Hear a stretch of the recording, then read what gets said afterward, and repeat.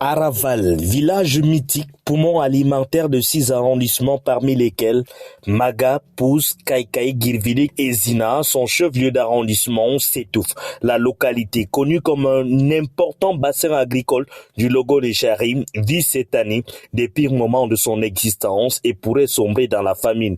La faute aux oiseaux granivores, les chenilles envahisseurs et les criquets pèlerins qui ont détruit les 3/4 des plantations du village. Par le problème des oiseaux granivores et les chenilles qui détruisent les biens de notre village ou soit notre pays. J'espère qu'ici, il y a à peu près 6 arrondissements ici présents. Nous souhaitons, avec la volonté de Dieu, l'État doit nous aider. Sinon, on risque d'abandonner notre environnement.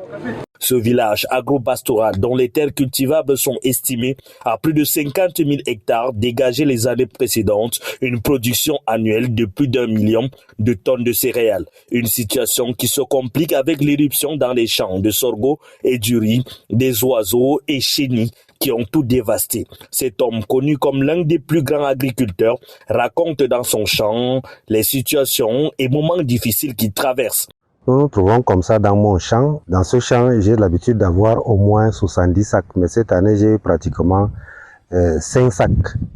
Mais dû au fait des oiseaux granivores et des chenilles. Cette année, vraiment, la situation était tellement catastrophique que personne n'a pu avoir 5% de sa récolte initiale. On n'arrive pas à trouver une solution pour les oiseaux et les chenilles. Vraiment de Dieu, c'est la famine dans les 6 arrondissements. Dans cette contrée cosmopolite où vivent Arab Choua, Mousgoum, Tupuri, Massa, Sara, Sirata et Noma de Mbororo, la vie s'annonce compliquée dans les prochains mois. La récolte est insuffisante, hommes et bétail manquent de quoi se nourrir.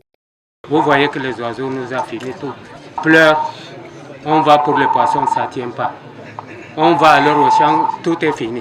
Les oiseaux de Halavang, tout peut-être Malaya, vous n'avez pas vu. On ne sait pas si ça va entrer dans la maison. Ça nous a cassé le pied.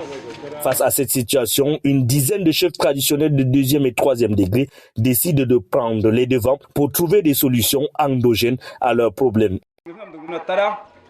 Nous sommes retrouvés pour débattre des conséquences de la récolte de cette année. Elle est faible, elle est due à quoi?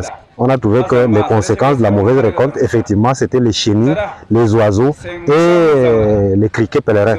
Bon, maintenant, quelle est la solution qu'il faut trouver pour qu'on ne soit plus encore dans la même situation l'année prochaine?